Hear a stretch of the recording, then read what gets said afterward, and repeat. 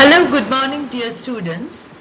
So today the topic I'm going to discuss with you all is about macronutrients and micronutrients.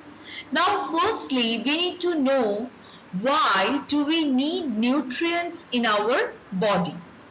Nutrients are the essential components that are required in our body for growth, development, and to get energy to do different types of work.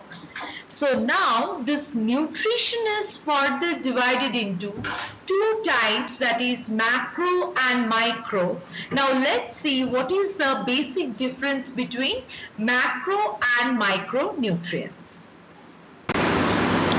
Macronutrients are the nutritive components which offers us with the energy, and that energy helps to maintain what? The body structure, the body system, the body functioning, and the different other aspects of the body, so that our body is prepared to fight against diseases, to protect the immunity system of our body, and to restore some kind of energy that it can use for further any kind of work done. So macronutrients includes three types, that is carbohydrates, proteins, and fats.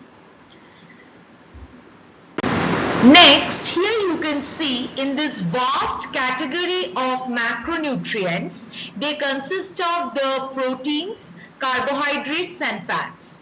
In our day-to-day life, we know how important and essential are these components.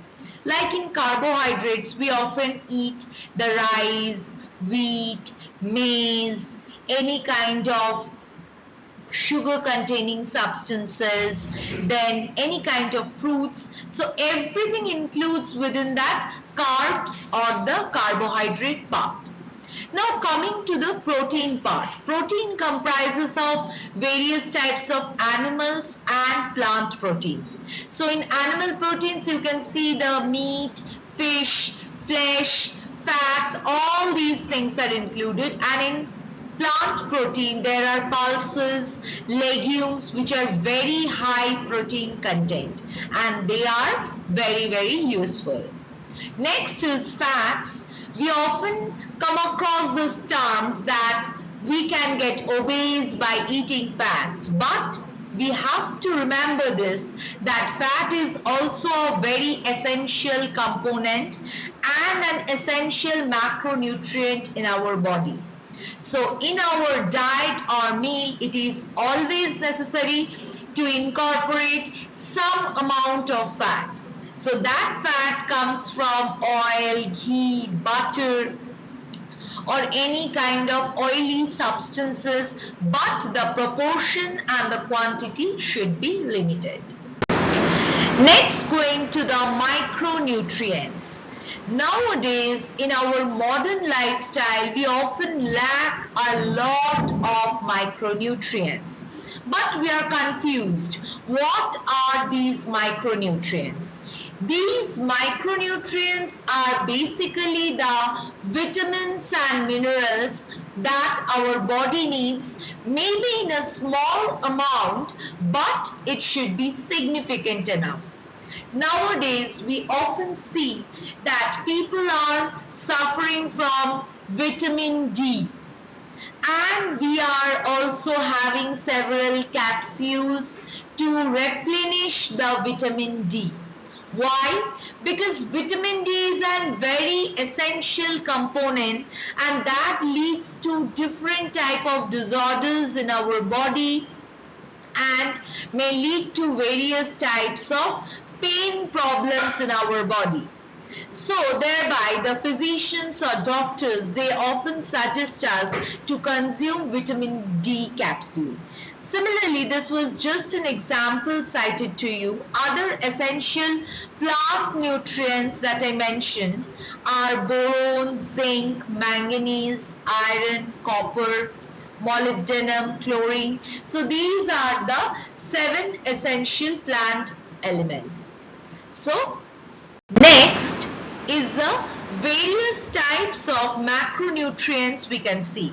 That is the water-soluble macronutrients, fat-soluble, macrominerals and trace metals. Now, water-soluble mainly includes the vitamin C, vitamin B, the sources we need to know. Then the fat-soluble vitamin A, D, E, K. Just now I was talking about vitamin D. Macrominerals are the calcium, phosphorus, very essential for our bone development, magnesium, sodium, and trace metals like iron, zinc, cobalt, molybdenum, selenium, all these. So, as a whole, what are the things we can get to know from this PowerPoint presentation? That is, water macronutrients, water micronutrients, why macro and micronutrients are essential in our body, what are the various examples of macro and micronutrients, and how these nutrients should be consumed so that we can have a balanced diet and a healthy life. Thank you for listening to my video. Hope it's informative to all of you.